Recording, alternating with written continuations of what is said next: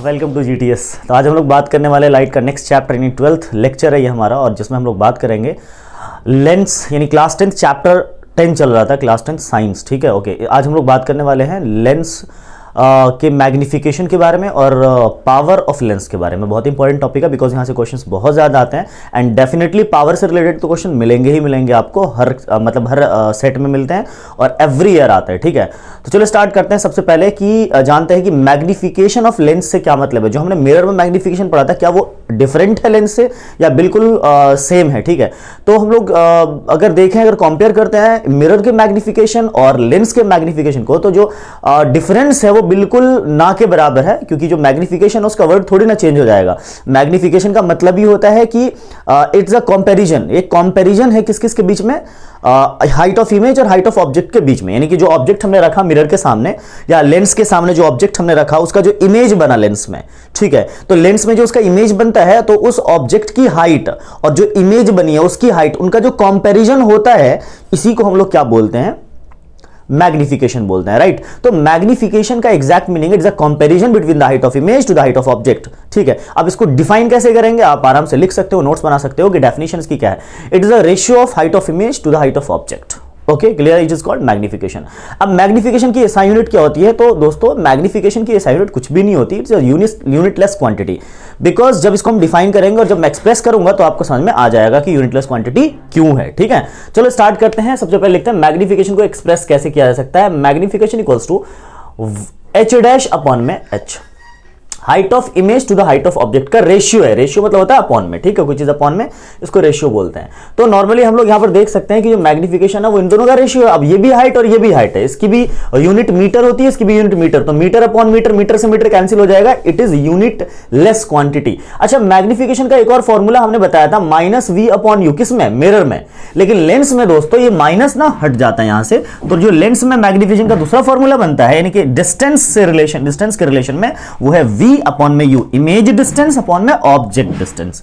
Clear है? अगर मैं इन दोनों को इक्वेट करूं तो कहीं ना कहीं इन दोनों इक्वेशन के वर्ड, इसको इक्वेशन फर्स्ट मान लो, इसको इक्वेशन सेकंड मान लो आप, तो from equation first and second LHS equal है तो RHS भी क्या हो जाएगा दोस्तों? इक्वल हो जाएगा। और यहां से एक नया फॉर्मूला मिलेगा हम लोगों को हाइट और डिस्टेंस के बीच में, यानी कि ऑब्जेक्ट की हाइट और इमेज, ऑब्जेक्ट की डिस्टेंस, इमेज की हाइट और इमेज की डिस्टेंस, इनके बीच में एक रिलेशन मिलता है। यहां से बहुत सारे क्वेश्चन सॉल्व हो जाते हैं। ठीक है, तो ये था हमारा मैग्निफिकेशन ऑफ लेंस के बारे में। ठीक है, मैंने आपको बता रखा है कि जो मैग्निफिकेशन है, जरा यहां पर आके देख लेता है, जो मैग्निफिकेशन है मिरर में जो था वो क्या था कि अगर कॉनकेव मिरर होता था, कैसा मिरर होता था? कॉनकेव मिरर, ध्यान रखना, कॉनकेव मिरर।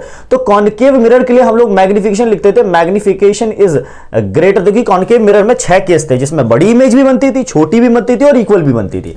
तो कॉनकेव मिरर में जो मैग्निफिकेशन होगा दोस्तों, वो क्या होता था? 1 से बड़ा या बराबर, या 1 से छोटा या बराबर। ठीक है ना, ये मैग्निफिकेशन आता था। 1 से बड़ा या तो होता था, अगर इमेज बड़ी बनी है तो मैग्निफिकेशन 1 से बड़ा हो जाएगा, इमेज छोटी बनी है तो मैग्निफिकेशन 1 से छोटा हो जाएगा, और अगर इमेज इक्वल बनी है तो मैग्निफिकेशन 1 के बराबर होता है। ठीक है दोस्तों, चलो अच्छा, उसके बाद अगर, तो ये कॉनकेव मिरर के लिए था, और यही चीज लेंस में किसके लिए दोस्तों? ये कॉन्वेक्स लेंस के लिए। जो कॉनकेव मिरर के लिए था, ये कॉनकेव मिरर के लिए था, सेम कॉन्सेप्ट कॉन्वेक्स लेंस के लिए है। ठीक है, अच्छा, अब अगर जो कॉन्वेक्स मिरर के लिए था, कॉन्वेक्स मिरर के लिए वो था magnification is always less than 1। Magnification हमेशा 1 से छोटा होगा। इसका मतलब इससे पता चल गया होगा आप लोगों को कि जो कॉन्वेक्स मिरर था उसमें इमेज हमेशा ऑब्जेक्ट से छोटी बनती थी, और यही केस किसके लिए होगा इस बार? कॉनकेव लेंस के लिए होगा दोस्तों। तो आपको कुछ नहीं करना, आपको सिर्फ मिरर का याद करना है, लेंस का अपने आप याद हो जाएगा। आप कॉनकेव मिरर का याद कर लो मैग्निफिकेशन, और कॉन्वेक्स मिरर का याद कर लो मैग्निफिकेशन, और इसका उल्टा कर देना लेंस में, क्योंकि कॉनकेव मिरर का जो मैग्निफिकेशन होता है वही कॉन्वेक्स लेंस का होता है, और जो कॉन्वेक्स मिरर का मैग्निफिकेशन होता है वही किसका? कॉनकेव लेंस का होता है। तो दोस्तों अपोजिट करना है इन चीजों को। बस मैंने आपको कह रखा है कि एक चीज है जो बिल्कुल सेम होता है लेंस में भी और मिरर में भी, वो है फोकल लेंथ। अगर आपसे पूछा जाए कॉनकेव मिरर और कॉनकेव लेंस का फोकल लेंथ क्या होगा, तो आपको ऑलवेज नेगेटिव बताना है, यानी कि माइनस में होगा। और अगर पूछा जाए कॉन्वेक्स मिरर और कॉन्वेक्स लेंस दोनों की फोकल लेंथ क्या होगी? पॉजिटिव। इसके अलावा हर चीज उल्टी होती है। एवरीथिंग इज ऑपोजिट, बिल्कुल उल्टा करते जाओ, ये सब आपको मिरर से कंपेयर होता जाएगा। यानी कि आप मिरर पढ़ोगे और याद होगा आपको लेंस के बारे में, ठीक है।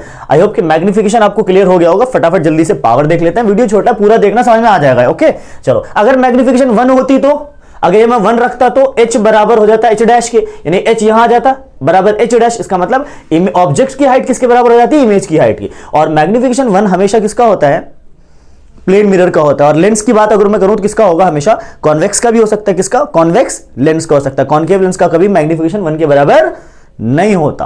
क्लियर है चीज, ओके। तो मैग्निफिकेशन 1 जो है वो किस किस का हो सकता है, देखो एक तो प्लेन मिरर का हो सकता है मैग्निफिकेशन 1, प्लेन मिरर का, क्योंकि साइज दोनों में सेम होती है, मतलब प्लेन मिरर में ऑब्जेक्ट और इमेज की साइज सेम होती है। और एक कॉनकेव मिरर में हो सकता है मैग्निफिकेशन 1, कॉनकेव मिरर में। और एक कॉन्वेक्स, यस दोस्तों, कॉन्वेक्स लेंस में हो सकता है मैग्निफिकेशन 1। यानी कि कॉनकेव मिरर में भी ऑब्जेक्ट की इमेज की साइज एक टाइम पे सेम होती है। जब सी पर ऑब्जेक्ट होता है और सी पर इमेज बनता है तो कॉनकेव मिरर में जनरली साइज सेम होता है। और कॉन्वेक्स लेंस में भी वही होता है, जब ऑब्जेक्ट को आप कहां रखते हो 2f1 पर तो इमेज 2f2 पर बनता है और इक्वल साइज का होता है, इसलिए मैग्निफिकेशन इन तीनों में 1 हो सकता है। बाकी आपको मैंने बोल रखा है कि अगर आप मिरर का याद करोगे तो लेंस का अपने आप याद हो जाएगा। चलो इसको इरेज कर देते हैं, आप इसको नोट डाउन कर लो, ठीक है। अब आते हैं हम लोग पावर ऑफ लेंस के बारे में। पावर क्या होता है, देखो भाई किसी भी चीज के पावर को पता करने के लिए जैसे हम लोग नॉर्मली स्पेक्ट्स लगाते हैं, तो स्पेक्ट्स में आपने देखा होगा कि जब डॉक्टर के पास जाए डॉक्टर उसमें लिख के देता है 2.5D प्लस 2.5D या माइनस 2.5 या माइनस 1.5D। क्या मतलब है समझते हैं इसको, डॉक्टर ऐसा क्यों लिख देता है, ठीक है। चलो, तो पावर ऑफ लेंस का क्या मीनिंग है, देखो मैं आपको 2 सिचुएशन दूंगा, इन दोनों सिचुएशन में आप बताइएगा मुझे जरा एक चीज, मैं जो पूछूंगा आपसे, ठीक है।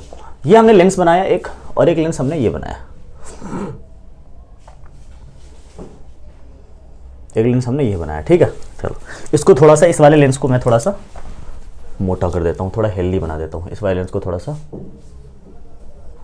इस वाले लेंस को थोड़ा सा मोटा कर देता हूँ, ठीक है। चलो अब बताओ मुझे आप लोग, मैं यहां पर क्या ऑप्टिक सेंटर आप तो जानते ही हो, आप पढ़ चुके हो पीछे, जिन्होंने नहीं पढ़ा है जाके पीछे डिस्क्रिप्शन बॉक्स में सारे लिंक दे रखे हैं हर पार्ट्स के, जाके एक एक पार्ट्स को देखो और अच्छे से समझो, ठीक है। लाइट चैप्टर बहुत ज्यादा मार्क्स का आता है एग्जाम में, ठीक है। चलो ऑप्टिक सेंटर ये हमारा, और ये हमारा क्या है, अब मान लो लाइट पास करती है, प्रिंसिपल एक्सिस है, सबको पता है प्रिंसिपल एक्सिस है, और ये इसका f1 होता है यहाँ पर, और यहाँ पर क्या होता है f2 होता है, क्लियर है। इसका जो फोकस होता है इस लेंस का दोस्तों वो इधर होता है, ये फोकस होता है इसका, ठीक है। लाइट जितनी भी आएगी वो कहां से गुजरेगी, लाइट जितनी भी आएगी वो कहां से गुजरेगी, थोड़ा सा मैं इसको f2 को यहां बनाता हूं, ये f2 है हमारा, ठीक है। लाइट जितनी भी आएगी वो कहां से गुजरेगी, f2 से गुजरेगी। लाइट जितनी पैरेलल आएगी कहां से गुजरेगी, फोकस से गुजरती है, आपने पढ़ाई है, फोकस से गुजरती है। जितनी लाइट आती है कहां से गुजरती है, फोकस से होके गुजरती है। जितनी लाइट आती है कहां से गुजरती है, फोकस से होकर गुजरती है। अब जरा आप लोग बताओ इसके अंदर फोकस कैसा होगा, देखो ये प्रिंसिपल एक्सिस हमारा, इसका जो फोकस होगा वो यहाँ f1 होगा और यहाँ f2 होगा, और इसमें जो लाइट आएगी पैरेलल वो भी कन्वर्ज होगी, लेकिन कहां से गुजरेगी, फोकस से। लाइट आएगी भी कन्वर्ज होगी, कहां से गुजरेगी, फोकस से।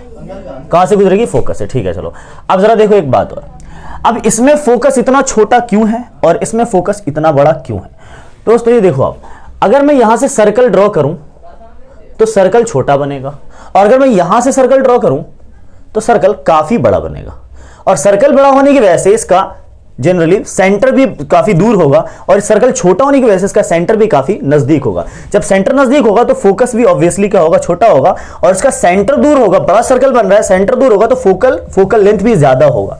इसका मतलब सर इसने तो लाइट को जल्दी कन्वर्ज करवा दिया, जल्दी मिला दिया लाइट को, पर इसने लाइट को जल्दी नहीं मिलाया, इसने स्मॉल एंगल पे लाइट को मोड़ा है। इसने बहुत ज्यादा, देखो लाइट ऐसे जा रही थी, लाइट की स्ट्रेट लाइन थी ऐसे, लाइट की ये लाइन थी, अच्छा बताओ लाइट कितनी मुड़ गई, ऐसे जा रही थी लाइट ऐसे मुड़ गई, मतलब लाइट इतने एंगल पर बेंड की है, ठीक है। अब इसमें जरा देखना, लाइट ऐसे जा रही थी, लाइट की अपनी लाइन थी, और लाइट जिसमें मुड़ी है इसमें ये इतने एंगल पे मुड़ी है, मतलब दोनों में से बड़ा एंगल को ना आप जरा देखो, दोनों में से बड़ा एंगल ये है, यानी कि जिसको मैं θ1 मान लेता हूं, इसको θ2 मान लेता हूं।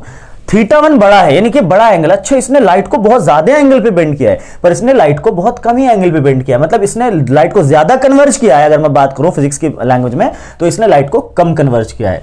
तो भाई जाहिर सी बात है, ऐसा लेंस जो लाइट को बहुत ज्यादा कन्वर्ज कर दे, बहुत जल्दी मिला दे, उसकी पावर ज्यादा होगी। या मैं बात करूं कि जिसकी फोकल लेंथ छोटी होती है उसका पावर ज्यादा होता है, यानी वो जल्दी लाइट को मिला देती है। जिसकी फोकल लेंथ बड़ी होगी उसका पावर कम होगा, वो लाइट को जल्दी मिला नहीं पाती, जल्दी कन्वर्ज नहीं करा पाती है। तो कहीं ना कहीं पावर क्या है लेंस का, it is the ability of lens, lens की वो एबिलिटी जिससे वो लाइट को कितना कन्वर्ज या कितना डाइवर्ज करवाती है। अगर कॉन्केव लेंस होता तो वो डाइवर्ज करती लाइट को, और जो लेंस ज्यादा डाइवर्ज करेगी, लाइट को ज्यादा फैलाएगी, उसका पावर ज्यादा होगा। या जो लेंस जितना ज्यादा कन्वर्ज करेगी, लाइट को जितना ज्यादा जल्दी मिला देगी, उसका पावर ज्यादा होगा। तो पावर ऑफ लेंस क्या है? It is the ability of lens. ये लेंस की वो एबिलिटी है जिससे वो किसी भी लाइट को कितना कन्वर्ज करती है या कितना डाइवर्ज करती है। इसी एबिलिटी को हम लोग क्या बोलते हैं?